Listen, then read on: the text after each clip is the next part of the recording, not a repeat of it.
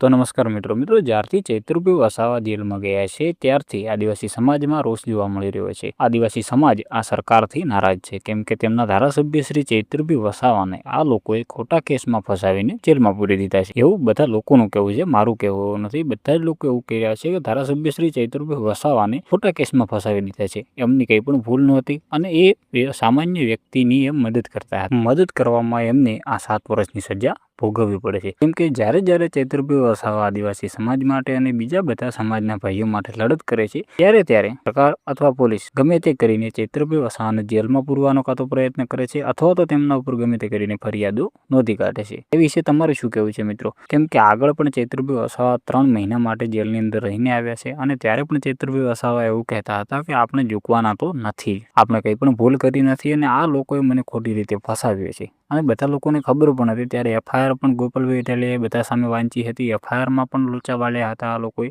બધું તેમને કાવતરું જ કહેવાય આ એક રીતના એવું કર્યું હતું આ લોકો। અને મિત્રો તમારું શું કહેવું છે કે જ્યારે પણ ચૈત્રભાઈ વસાવા ક્યાંક ને ક્યાંક ફસાઈ જાય છે પોલીસમાં તો તેમની ભૂલ હોય છે કે પછી પોલીસ વાળા કે સરકારને આ રીતના એમને ફસાવાનો પ્રયત્ન કરે છે કેમ કે તેમની લોકપ્રિયતા વધારે છે ડેડિયાપાડાની અંદર વધારે છે કેમ કે બધા જ આદિવાસી સમાજના ભાઈઓ ચૈત્રભાઈ વસાવાને કે જે પણ કહે ચૈત્રભાઈ વસાવા એમનું માને છે અને ચૈત્રભાઈ વસાવાને સપોર્ટ પણ કરે છે। આપણે પહેલા પણ જોયું હતું અને અત્યારે પણ આપણે જોઈ શકીએ છીએ કે ડેડિયાપાડાની અંદર હમણાં સભા કરવામાં આવી હતી, ત્યાં ઘણા બધા લોકો આવ્યા હતા અને આપણે એ પણ જોઈએ છીએ કે જ્યારે ચૈત્રભાઈ વસાવા કોકની મદદ કરવા જાય ત્યારે ચૈત્રભાઈ વસાવા ગમે તે કેસમાં ફસાઈ જાય છે અને આપણે ઘણા બધા ધારાસભ્યો જોયા પણ ચૈત્રભાઈ વસાવા જેવા ધારાસભ્યો હજી સુધી નથી જોયા કેમ કે ગમે તે જગ્યાએ ચૈત્રભાઈ વસાવા મદદરૂપ બનતા જ હોય છે એવું મારું નહીં પણ બધા લોકોનું કહેવું છે કે ધારાસભ્ય તો ઘણા બધા છે પણ ચૈત્ર વસાવા જેવો કોઈ પણ ધારાસભ્ય થઈ શકશે નહીં।